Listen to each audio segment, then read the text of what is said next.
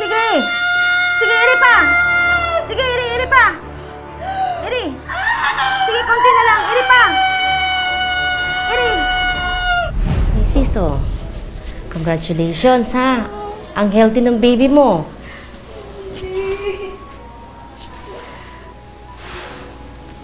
Healthy ng baby niya na.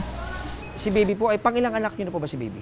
Pangatlong baby ko na po siya. Si mister, ano po ang kinamatay niya? Ang naging sakit niya, sir, sa kidney. Bali, dialysis na po sana, kaso hindi na po, kumbaga hindi niya na inabot. Nung mga March 14 po ng madaling araw, inatake po. Pero tama ka, Nay.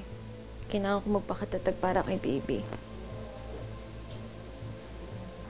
Excuse me po. 1:30 na po yung newborn screening. Sunod na po kayo sa lab. Sige, ako na magdadala doon. Sige po. Maya na lang, baby. Ako na po muna sa kanya. Pasagutan niyo na po muna yung form. Sige. Baby. Hi, baby. Saglit lang ako. Sige po.